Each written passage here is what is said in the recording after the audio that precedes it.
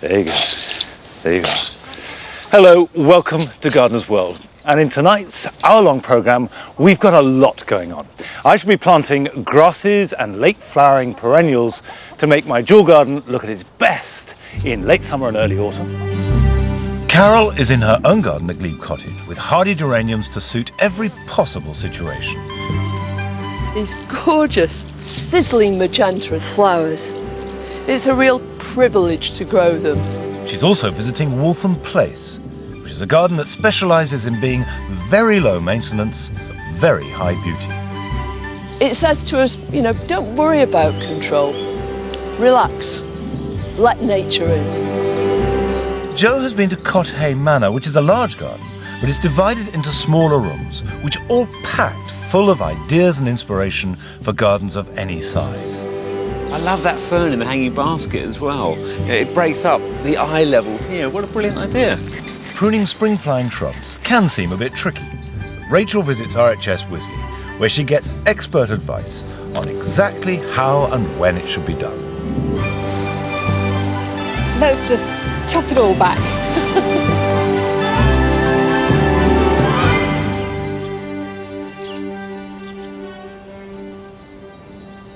The best of the spring garden is now past, as the snowdrops, hellebores and fritillaries have all had their turn.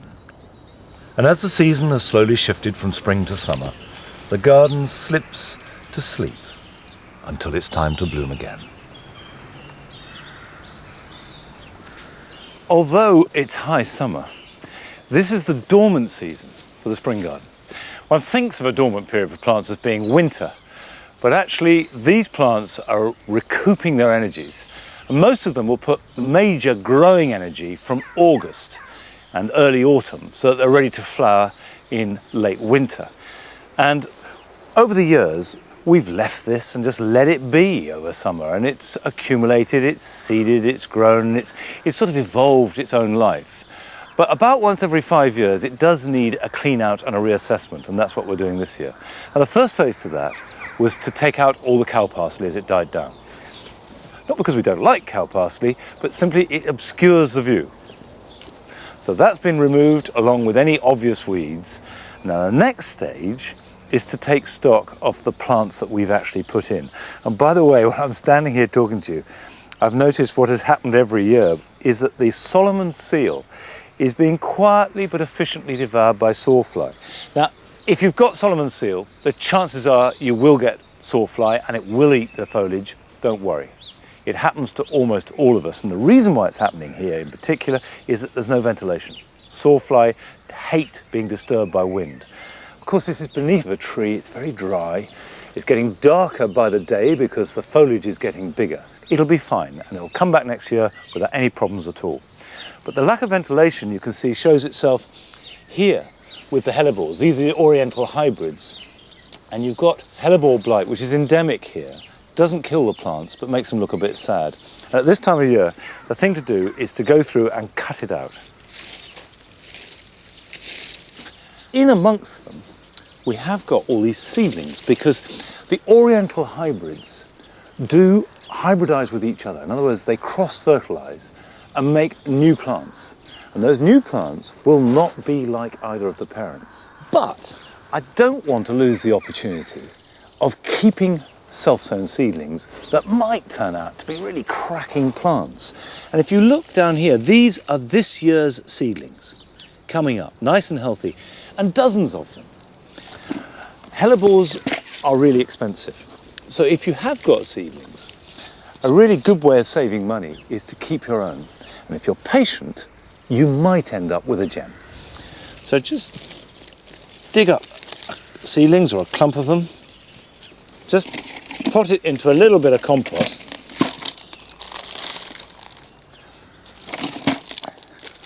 And put that to one side for 3 to 4 years. And we are talking about a slow process here, which of course is one of the reasons why hellebores are so expensive. That could become one of those perfect speckled hellebores that really are one of the most beautiful flowers in the garden in February and March. On the other hand, it's much more likely to be a muddy colour. For every really good self-sown hybrid, there are probably 999 ones that are a bit ordinary. However, even the ordinary ones are lovely. Now is also a good time to cut back, because it not only spruces up the border, but also helps to promote a new flush of growth. This geranium phaeum, which is very happy in here, grows in the shade, grows in the sun, a really good, strong doer. I want to cut that down to the ground and then start lifting it and moving it around, and then seeing what else is around there, because it is rather obscuring things. You can be brave about this. You're not going to do any harm at all by cutting this back. So if I just get in there, take it right to the ground. Once you've cleared away the foliage, you can clearly see those parts of the plant that are thriving and the others that are not doing so well. Now here's a really good example of a clump that when it was up here and growing looked completely solid. But you can see that what's happened is that the centre here is dying back and this area here is completely disappeared. But it's spread. So you've got a good clump there, a good clump there, and the beginnings of a clump there. But this area is old and no good. So I think what I'll do is dig up one or two of these clumps, divide them. That will leave more space, and then I can plant something else into it.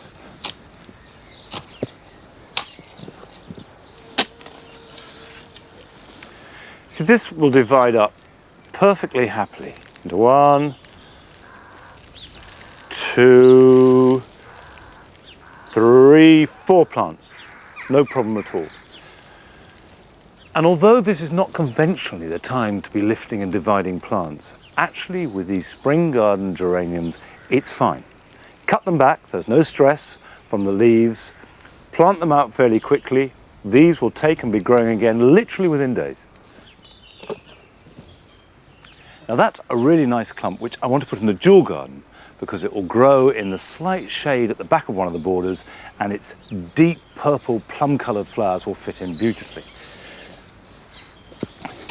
Now down at Glebe Cottage, Carol grows a wide number of geraniums. In fact, a geranium for almost every situation.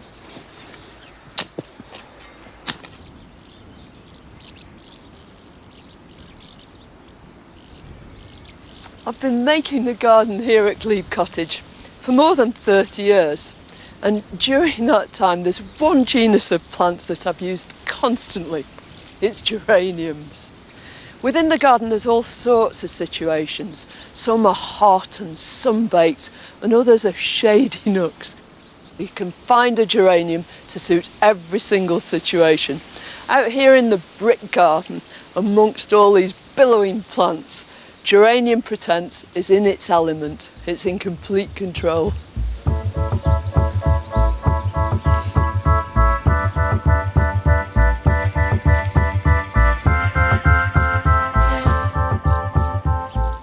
Well, pretense means of meadows, and that's exactly the sort of place that this geranium loves to grow. I suppose our beds and borders are really akin to an open meadow with lots of plants mingling together. And this one can fend for itself. It's always a big, vigorous sort of plant. But within that vigour, there's such beautiful detail. These lovely flowers, often with striations, little lines. And on the back of it, this beautiful star where the calyx has expanded and now holds the petals. And what wonderful mixtures it makes. I don't know how it does it, because invariably it seems to seed itself in exactly the right place. And you get these associations you could never ever have dreamed of making yourself. I love it with this brown bupleurum. And the colour is taken up within the geranium head and then reflected again in this bronze fennel. So you get this marriage of some texture and colour and detail. I couldn't have done it nearly as well. Sometimes though, I want to decide where my geranium pretense are going, and the best way to do that is by growing it from seed. Seeds produce from summer right through to the autumn. Last year I collected and stored some. Now I'm sorting the seed from the chaff and then sowing it thinly on gritty compost, covering it with grit and pressing it down firmly. Then, after giving it a thorough watering, popping the pot in a shady place. And shade is exactly where geranium nodosum wants to be. It's a prolific self-seeder, but this time it puts itself about anywhere where there's shade. Underneath the trees and between shrubs, that's where it's happiest. And unlike most geraniums, it's evergreen. So during the winter you've still got this glorious ground cover and you get the benefit of rich autumn colour too.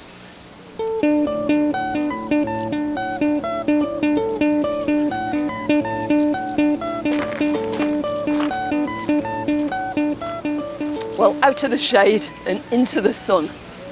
This is geranium sanguineum. And the species is a native plant and it occurs in really sunny places and often in thin, chalky soils and sometimes in pure sand. And because it thrives on poverty, it makes it an excellent candidate for growing in a pot. And it has several sort of strategies to ensure its survival in these really very inhospitable kind of places. First of all, it's got these very finely divided leaves, which means it doesn't lose much moisture. And it has two sorts of roots. It has fine fibrous roots like most geraniums, but it's also got these thick chunky roots which enable it to store water in times of drought. And as gardeners, it also enables us to propagate it from root cuttings. Whether your plant is in the ground or in a pot, first expose some chunky roots. Break off several lengths. You can feel the nodules where shoots will develop all along the roots. Slice them into pieces a few centimetres long and crucially lay them horizontally on the surface of gritty compost so they're in intimate contact with it. Weight them down with grit. Root cuttings will work for all forms of geranium sanguineum.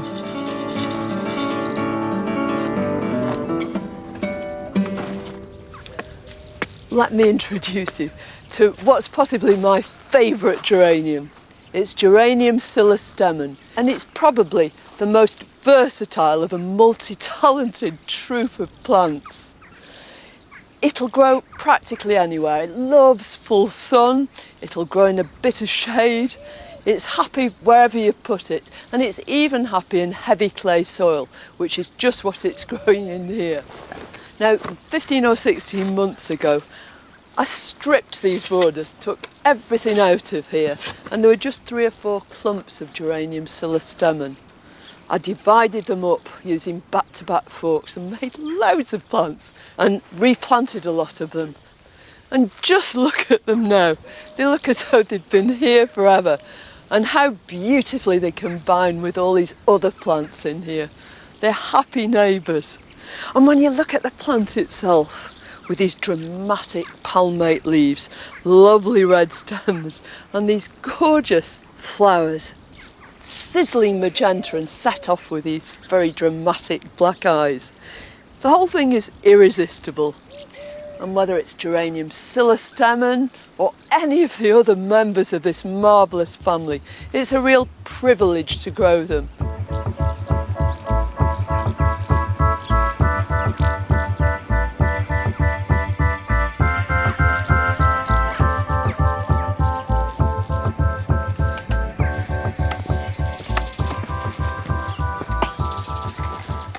The plants in Carol's garden do always look astonishingly healthy. Now, obviously that's because she's a brilliant gardener and looks after them really well, but also because she's careful to make sure the right plant goes in the right place, where it's happiest.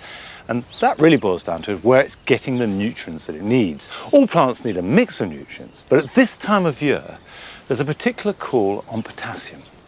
Now, potassium is what plants need to form good flowers and fruit. And fruiting plants in particular, like tomatoes or gooseberries, really have quite high potassium demands. And you can boost that at this time of year and improve fruit production. Now, one way of doing that is to go to a garden centre and buy liquid or granular fertiliser. But if you're organic, you don't want to do that. And also, there's no need because you can grow your own supply of potassium really easily through comfrey. Now, comfrey happens to be a weed in this garden. It gets washed in by the floods. And we have to remove about 3 or 4 times the amount that we keep. It actually makes brilliant compost, so that's not a hardship. That just adds to the compost heap. But its main use for me in this garden is to provide the raw material for a liquid feed that's high in potassium. And to that end, I harvested a load of plants a few years ago and lined them out in the top veg gardens. And the comfrey that I grow, Symphytum officinale, is the most common. Now I planted a row all the way up this side of the hedge. This is south facing, so it's very sheltered. In fact, it was a double row and it came out to here. So we've had to dig it up to make these beds, and it's popping up all over the place. And that is a word of a caution about comfrey, is once it gets established, it's got deep roots and it's quite hard to get rid of. However, you don't really want to get rid of it too much because it is so useful. And if you want to use it, the thing to do is to cut it back low down, take the whole plant like that, because that will stimulate good regrowth just of leaves, and it's the leaves that are most valuable.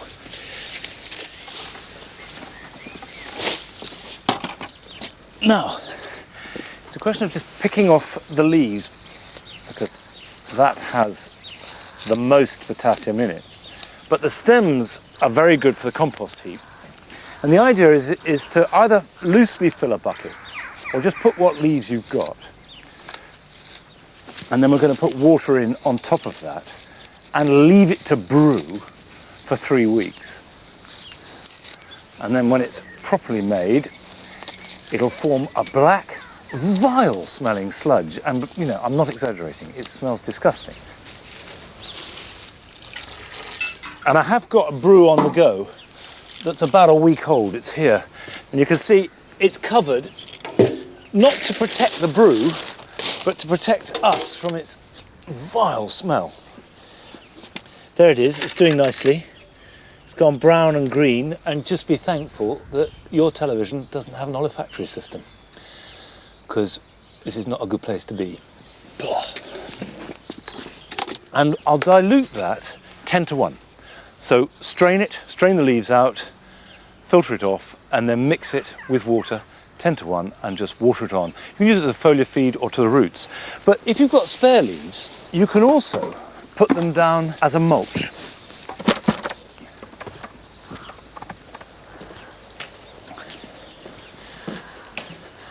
Now I put any extra leaves I've got as a mulch around tomatoes.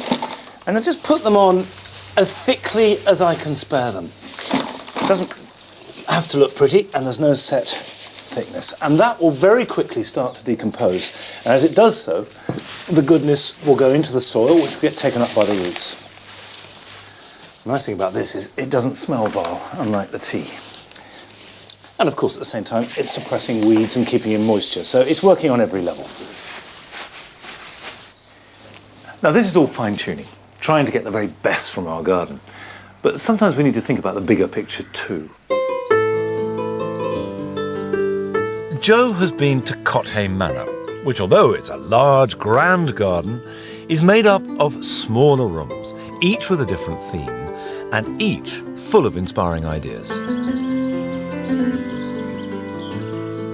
The UK is full of fantastic historical houses, and Cothay Manor, nestled deep in the Somerset countryside, is up there with the best of them. To create and nurture a garden to sit comfortably with such a stunning and important house needs the talents of a very special gardener.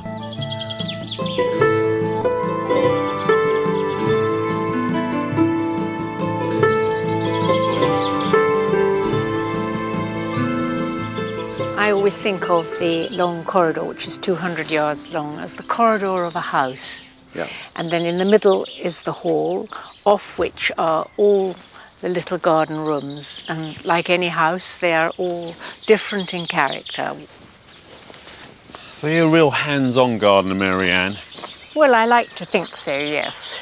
Because you're in your dungarees. Absolutely. But you like to get it stuck in. Yes, and although I haven't got them on now, I always wear gloves because I hate having potato hands. This is a gorgeous garden, isn't it? It's very soft and blousy. I love the repeat planting. I repeat plant everywhere. So you just keeps the eye just running all Draws the way the eye, and always, always soft colours under our pale English skies. The Alstroemeria there with the cranberry cordifolia at the back is wonderful. And then the verbascum, the nice vertical spires of the verbascum chatsii, is that one? That's what I call it, Verbascum chatsii. The Alstroemeria is a good one too. Yes, Which one's that? This one is one of the Lig2 hybrids. They're so good for cut flowers. They cut them, but it's best always to get your hand right down the bottom and pull it up. And leave space for more growth, and it'll flower right through the summer. You do it with bluebells and tulips and various other bulbous plants. Pull them out. Pull them out, not cut them.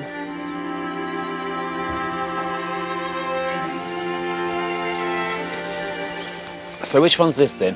So we're in the cherry garden, so-called obviously because of the old cherry tree, Yukon. But I love that fern in the hanging basket as well. You know, it breaks up the eye level here. What a brilliant idea. Looks It's great. rather beautiful, isn't it? Yeah. It comes from Fiji. It isn't hardy. If you lift up the fronds, Wow. you'll see why it's called the rabbit's foot fern. Yeah. It's quite easy to propagate. You just break off little bits and then shove it in some potting compost with some grit, and it takes quite easily. It takes about 6 weeks. I like the planting in this garden as well. You know, not being tempted to throw in lots of colour, just relying on green, really, aren't you? Absolutely. With the hostas, which don't have any holes in. It's amazing. No. I think it's because we have so many frogs here. And also they're really long-lived if they're happy where they are. They can last 15, 20 years. They just stay for I didn't ages. realise that very they were long-lived. long-lived, yes. Yeah. And the Veratrum viride, which with the wonderful pleated leaves, which takes a long time from seed. Yeah, I love until it green flower. flowers. I love green flower. And Yes, so do I. Against that Yes. yew backdrop, Yes. a lovely simple composition.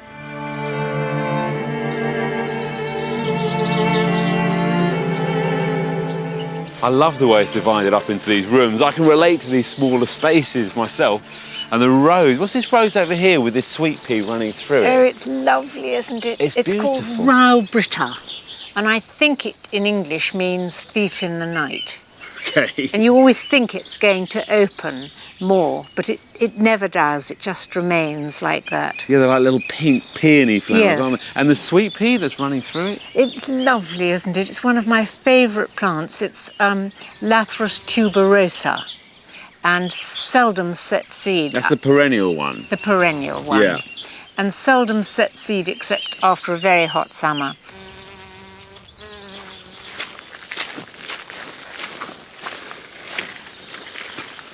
Oh, wow, look at this. This is so different from the other gardens, as it were. Yes. I think it's the simplicity of it. It's just a very different mood, isn't it? It's beautiful. Used to be the kitchen garden. And it's just Nepeta Yes. and these robinias holding the whole thing together and using the whole length of it.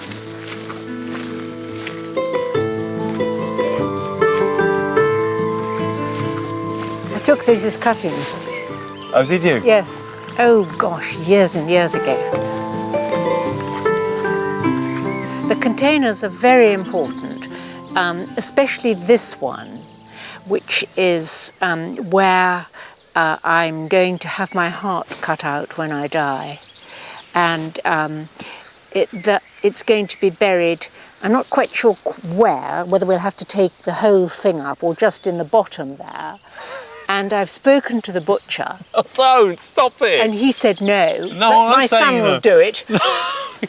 It just shows how wed you are to this garden. You wanna stay here forever. This is your place. I mean, I just like beautiful things, and I would love to be able to paint. In my dreams, I can paint, but when I pick up a paintbrush, it doesn't work. But I can make a garden instead.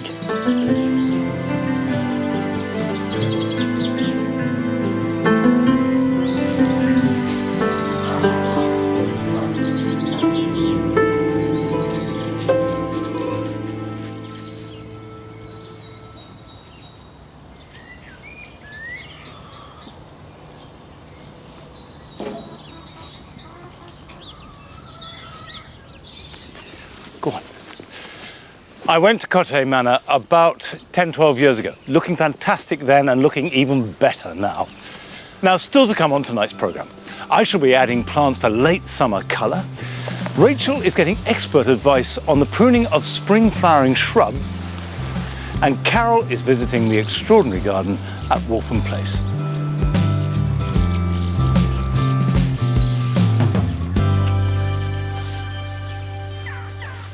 The main jewel garden is really all about the controlled use of colour. And it's very labour intensive and always work in progress. It's never quite right, but often really good and wonderful and pleasing. Whereas these 4 beds here have a completely different goal. And the idea behind these is to have tall, loose, elegant plants that do their own thing. In other words, very low maintenance, but very high impact. Now, grasses are great for this kind of planting because they have an elegance, they need practically no maintenance at all, and also you can see through them. You can plant with and around them. Here are some steepers that I bought from Gardeners World Live. And by the way, if you contributed to the Bring and Buy stall at Gardeners World Live, thank you very much indeed, and you were part of an amazing effort that raised over £6,000 for children in need. These are steeper calamagrostis. I say these because I've got 3. 1, 2, 3. And I planted them as soon as I got home, and they're already beginning to get settled. Now, steepers all need lots of sunshine and lots of drainage. I've got Steeper gigantea here. This is the oak grass. This actually is one I moved from the dry garden, so it's taking time to adapt. But last night I was looking through the sun as it filtered through these oat heads, and they catch fire. They blaze with light. Fantastic grass for midsummer. I've got Steeper, the pheasant grass, Steeper arundinacea there, which has this bronzy form.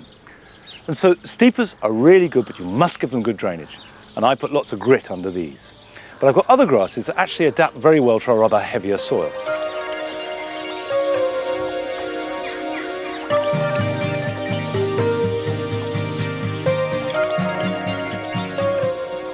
This is a miscanthus. And it's Miscanthus sacciflorus. And it has these plum-coloured stems and really bright green leaves.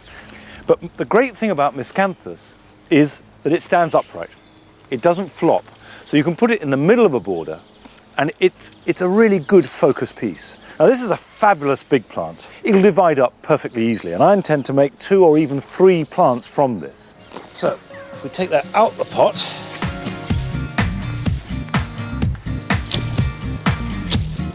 Although it's a great focal plant, this particular miscanthus will only flower if there's a long, hot summer. and if that looks slightly alarmingly semicircular, in other words, obviously divided, don't worry, they'll all very quickly fill and very quickly become natural. But it won't invade. Miscanthus spreads, but slowly. This is Miscanthus malpartus that will flower reliably. Fantastic plum-coloured plumes that then change to silver, and they'll last most of the winter. And it's particularly rigid. It's dead upright. However, if you've got wet, heavy soil and a bit of shade, this is perfect. This is a Discampsia cespitosa. And you have these bright green leaves, and then they throw up a great mass of these elegant feathery wands. So there are grasses for every situation. And finally, you don't have to buy the plants, you can sow them. I sowed these in May. This is a panicum, or a millet grass, and this also has a wonderful plum-coloured flower. I've got it growing already in here. Now, it's an annual, but it will last. It will seed itself and it will spread. So the only disadvantage of this is it can get into nooks and crannies where you don't want it. It can be slightly invasive. But in these borders, I don't mind, because we're going to let it do its own thing.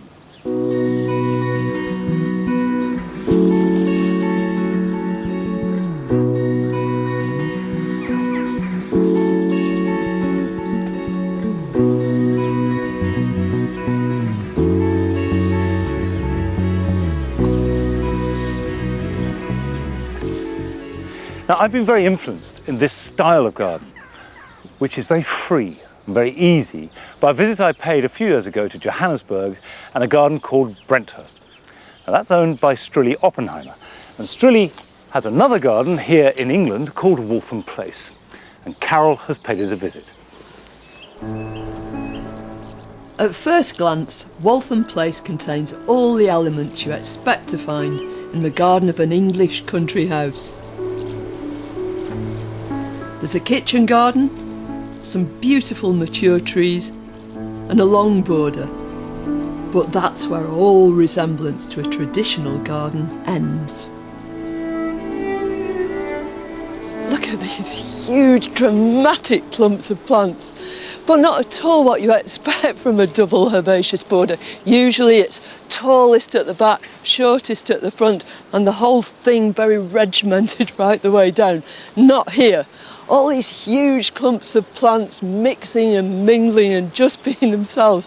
And then suddenly this interruption of this great horseshoe of beech with a semicircle of steeper in the front.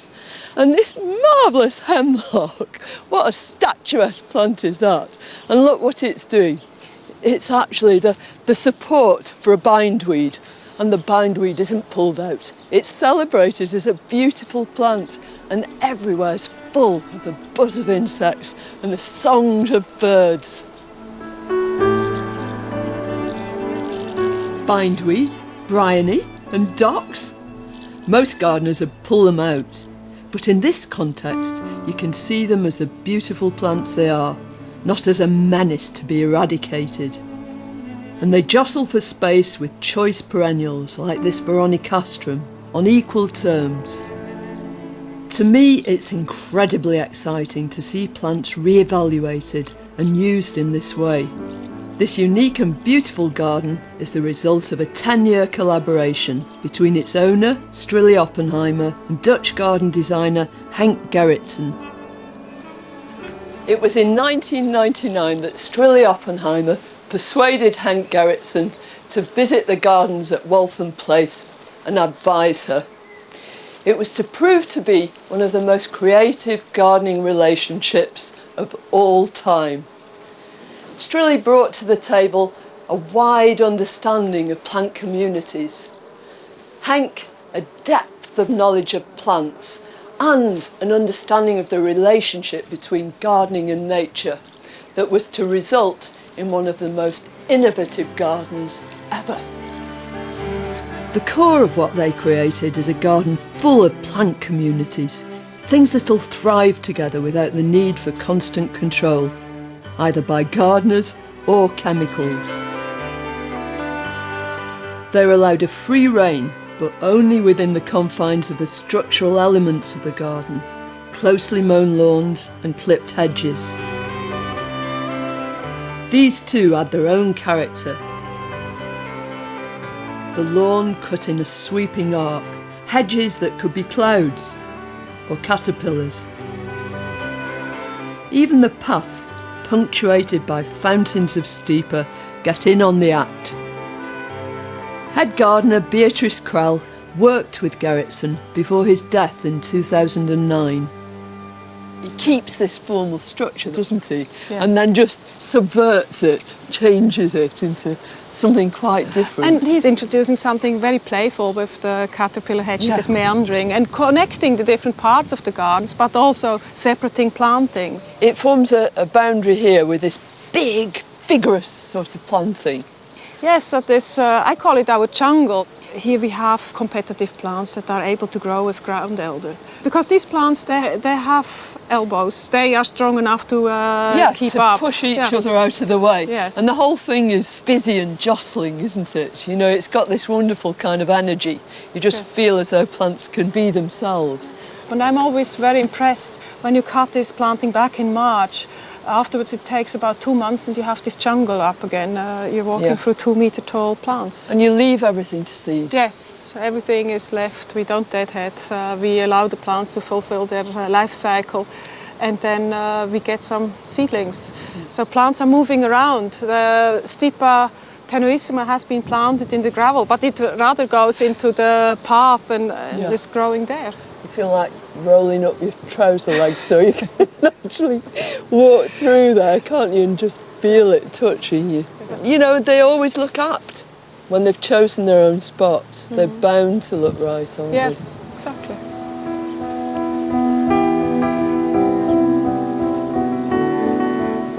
At the very end of Waltham Place is the new garden, where beds planted naturalistically link the garden to the fields beyond.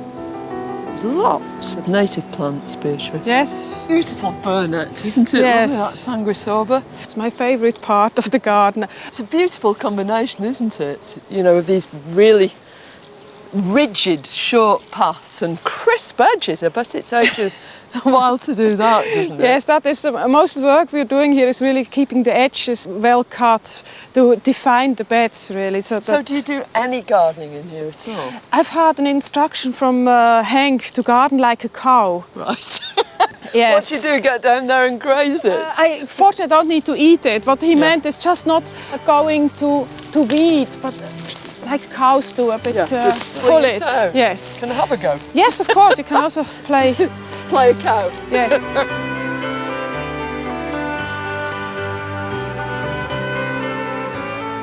When you come to a garden on this sort of scale, sometimes you think to yourself, well, it's wonderful, but what's it got to do with my little plot? But we can learn so much from Waltham Place. The way that plants are just allowed to do their own thing, to be themselves. It says to us, you know, don't worry about control. Relax. Let nature in.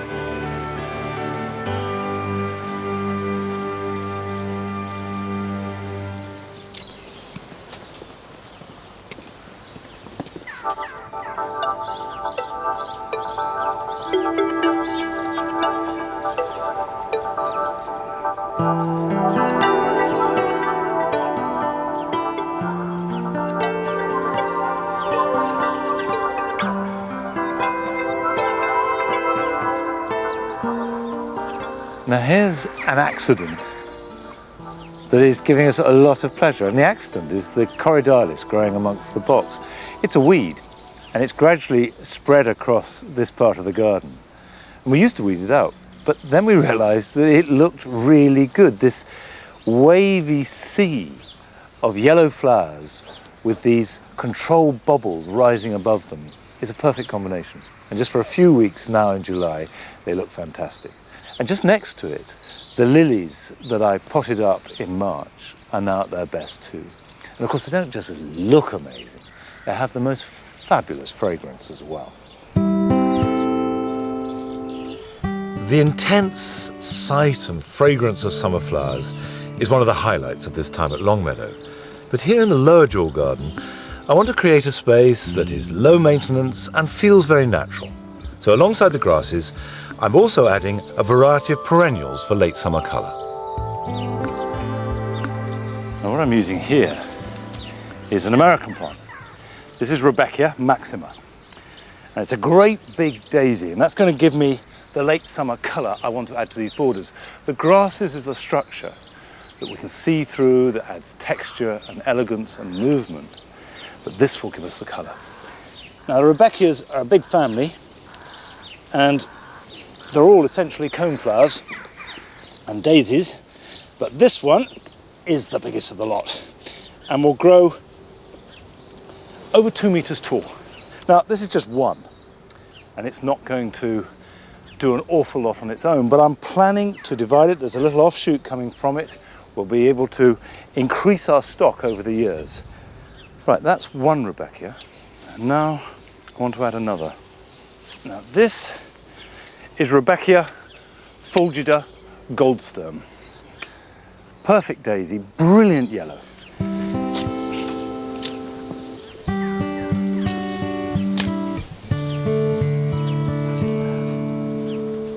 Now that will spread, become a clump, and I can divide it and work that through, but it'll fill that space and rise to about this sort of height. Now this may not look like much in this state, but it's Inula magnifica, and it is magnificent. And it's one of those daisies that has very fine petals that spray off from it. And again, it will grow about 2 meters tall and flower August, September and into October. Now, this is a plant that I bought at Gardeners World Live and I hadn't planted yet, although I had put in a couple of others that I bought there. It's Cephalaria gigantea, and it will grow to 6 foot tall. And it's got these beautiful ivory-coloured flowers, like fluffy daisies. And again, that daisy theme keeps coming for late summer colour. It sort of works perfectly, attracts insects, and the shape and the form of these flowers, although they come from different parts of the world and have different colours, repeats itself. And I want to thread this through the borders. Instead of planting them in groups, I'm going to plant one over here. So we're just picking up and repeating the refrain, so to speak.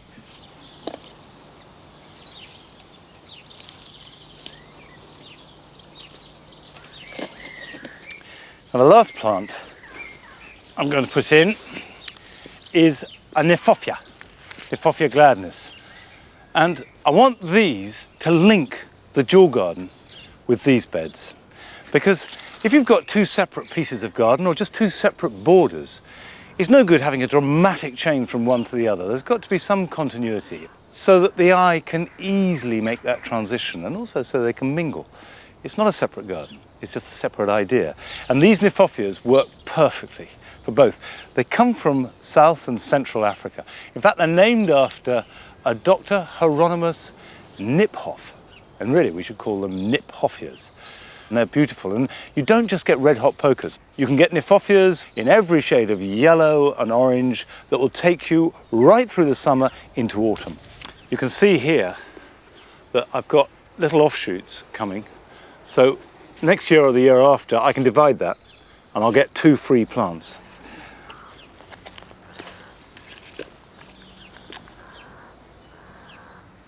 Now that gives us an instant flare of colour, and that'll be picked up by the coneflowers and the daisies and carried right through into autumn. And you don't need a big garden to do this. Just a small patch of ground, you can get the idea of that and translate it, and it will work. It'll work really well on any scale. Now, we've had a number of queries. I've got a couple here about shrubs and pruning them. One from April Axton in Gloucestershire saying her small shrubs are becoming trees and how does she cut them back? Another from Shirley Lane saying her shrubs are dying in the middle. What does she do? Well, Rachel has been along to RHS Wisley, specifically to find out from the experts the best way to prune spring flowering shrubs.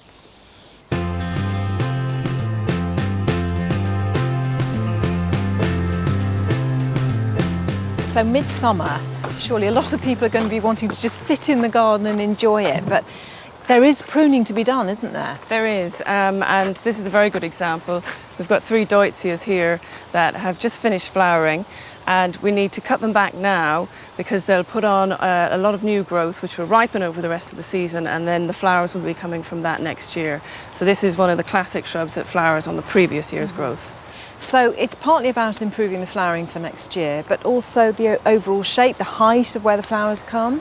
Yes, exactly. Because of the sort of nature of their growth, they can tend to start looking a bit bare at the base and look a bit like sort of flowers on stilts, which isn't really ideal. So the more we're sort of getting in there in the summer and cutting out some of the older growth from the base as well, you'll get new growth, you'll get a bit of flowering right throughout it, and much better flowering anyway. So first, the obvious targets, the 3 Ds. Anything diseased, damaged, dead, get the chop straight away, just above a node.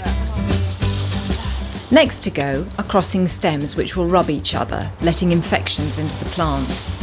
Now I've got quite a lot of crossing going on here actually, rubbing a little bit So there. we could take one piece of that out for a moment, and I'd still keep this. Give that one the benefit of the doubt. Might want to have It's more. like being judge and jury, isn't it? I know. Making those decisions. The thing is, you can step back and then take more out later. Okay. The worst thing is stepping back and thinking, I wish I could glue it back on. And because we want to give this deutzia an elegant shape, out go any twisted branches or any growing at a crazy angle. So we're starting now, aren't we, to get a bit of shape? Let's have a quick look at it. How do you decide what percentage, what proportion of the big, thick, older stems you're going to take right down to the base? Because, of course, then you get lots of lovely new growth. Usually the rule of thumb is you wouldn't take out more than about a quarter. Now, with quite well-established shrubs, you can kind of get away with a little bit more. But that's sort of what you'd aim for. I'm getting in the flow now. Do you know, isn't this typical that you start a job in sunshine? Have you got a jacket there? Yeah. Let's put them on.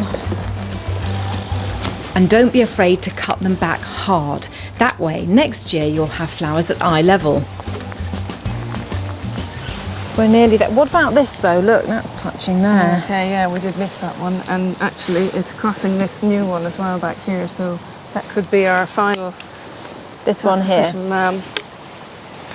So again, you know, we talked about not taking out more than sort of a quarter of old wood. We haven't been counting, but we kind of know that we haven't. I would have thought crazy. it's probably about a quarter. Yes, that's better, great. isn't it? Much better. Lovely. Okay, next. One down. Next target, a Physocarpus in need of a haircut. This is a really big specimen, isn't it? I love Physocarpus diabolo. It's one of my favourite shrubs. I absolutely love it, and I do like it when it's just allowed to do its own thing if you've got a huge garden.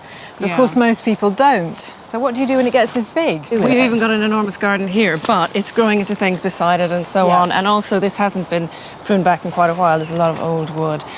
So as much as we'd love to keep these lovely sort of bladder-like fruits, which are just gorgeous, we are going to cut this back. It's been a few years since this Physocarpus has been pruned, so cutting it back hard will really rejuvenate it. The aim is to keep flowering shrubs like these in a juvenile state so they produce lots of attractive new growth and an abundance of flowers. Fortunately, or should I say unfortunately, this is a job you can do whatever the weather. You're so wet that you just want to get it done, don't you? You feel, let's just chop it all back.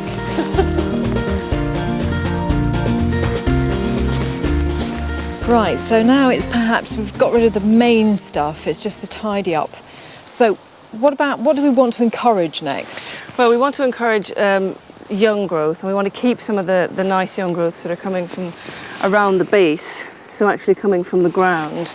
But we've got an awful lot still in here.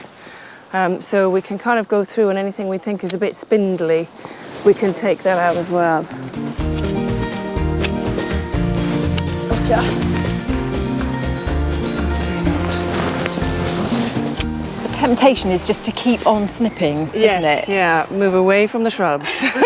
Step back. I mean, this probably looks a little bit unsightly, but we're leaving some of the decent big wood in as well, so that we're not completely going to the ground. Leaving this old wood as well as new growth ensures that the plant doesn't go into shock despite a really good pruning. Come back next year and help us to sort of do the sort of formative prune, and we'll see how we go with this next one. year you'll be lucky. Come on, let's clear up.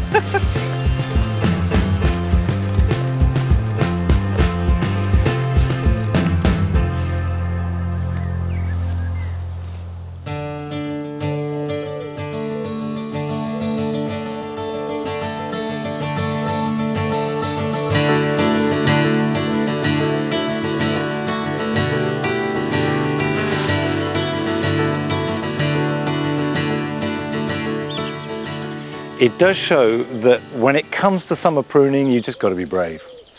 Go for it and trust the plant. That's the key. It'll respond and sort itself out. Now, when we sorted the dual garden out last winter and cleared as many plants as we could lift to get rid of the bindweed predominantly, but also to have a sort through, clear it, divide, that was quite a shock to us as well as to the garden. You know, it was like emptying a room that you've lived in all your life. But that room has filled, and these glorious poppies have appeared, and almost out of nowhere, because none of these have been sown. All these poppies have germinated as a result of disturbing the soil, and that has given us this great rash of colour. Now, whilst it's fantastic, and I wouldn't dream of removing any of it, it's not exactly the colours that we want to promote for this part of the garden. What we're looking for here are rich colours, strong jewel-like intensity. So I'm marking the ones that I know I want to keep. So that, for example, is fabulous, that plum colour there. That's fine, that's good, but for example, this here is not. A really nice poppy, and it would look great in the wall garden, but wrong for the dual garden. So we'll pull that up later. Now there's one in there I want to get. So just by tying a bit of twine round the stem, when the petals drop, and I'm bound to forget what the colours were, I know to keep that one. And either just to leave it there and let the seeds drop around the parent plant, or to pull it up and store it carefully and then sow the seed for next year. Now the idea is not just to mark those I like, because in the end they're all beautiful, but those that are special and that you would really happily pay good money for, because those are going to provide beautiful plants for next year. So those are the parents of the next generation.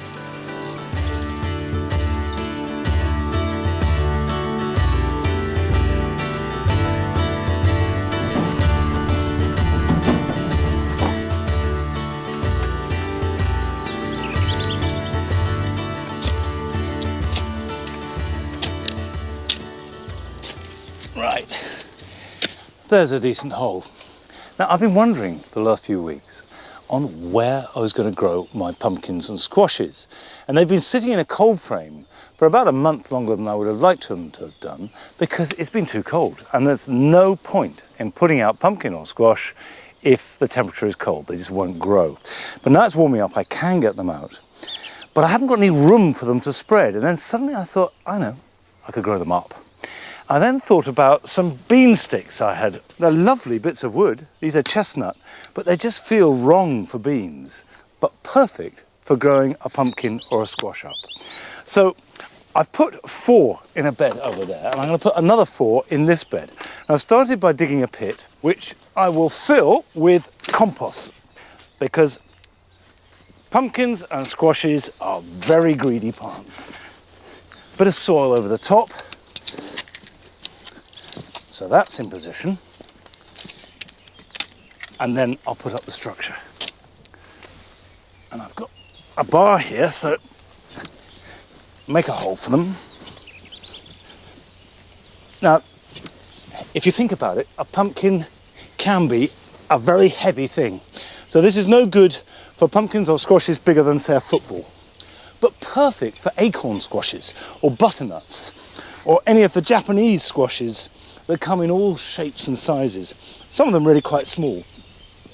Nevertheless, the support does want to be robust and strong. So I've sharpened a stake and just drive it in the hole.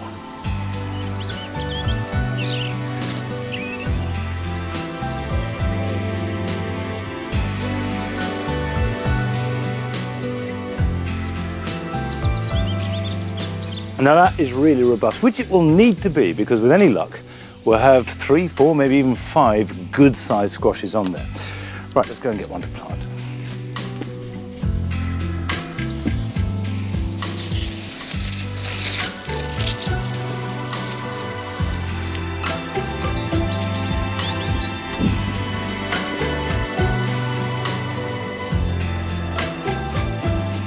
Now this is a squash called Blue Ballet, and I've never grown it before.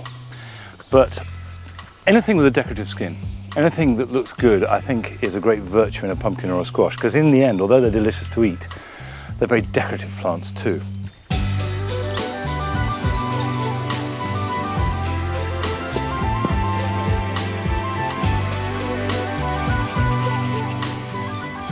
Now I will tie these trailing stems up the tripod, so instead of spreading along the ground, all that growth is being channeled up, and with any luck it'll rise up, respond to it and flourish, and that way I get to grow a really big sprawling plant in quite a confined small space.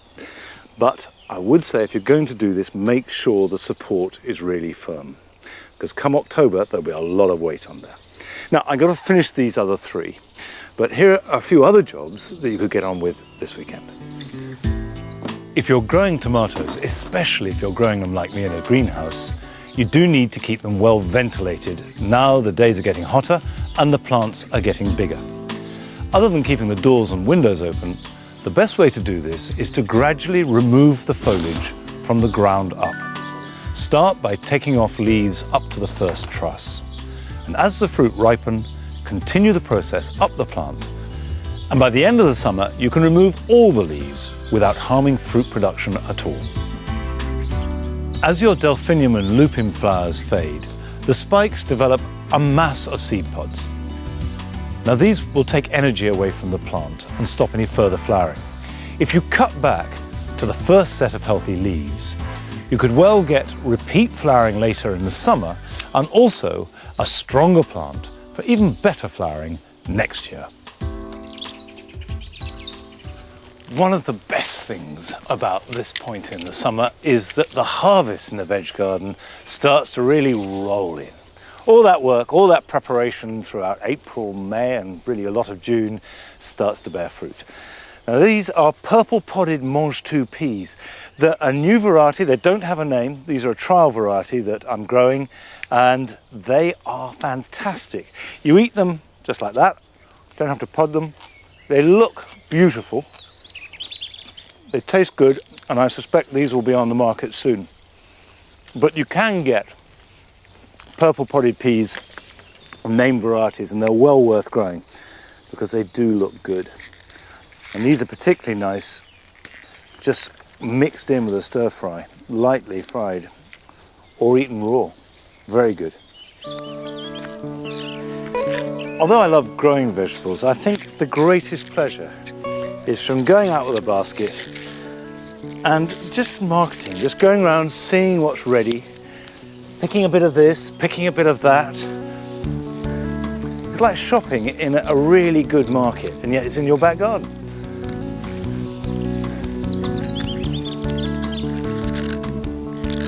And I think that it's as much a pleasure to make them look good to the eye. So when you're picking them, you're creating, it's like making a bouquet of flowers but with vegetables.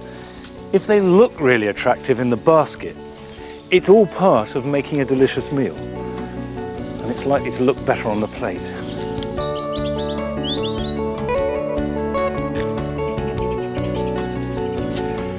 Right, so far so predictable. Lovely veg, but I'd expect that this time of year. But I don't know how my potatoes are.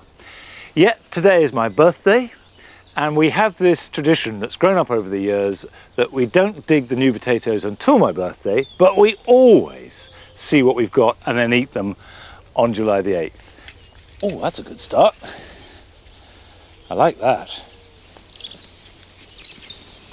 Let's have a rummage. There's something about rummaging in the ground for those first potatoes. Right, I shall go straight in now and prepare my birthday meal.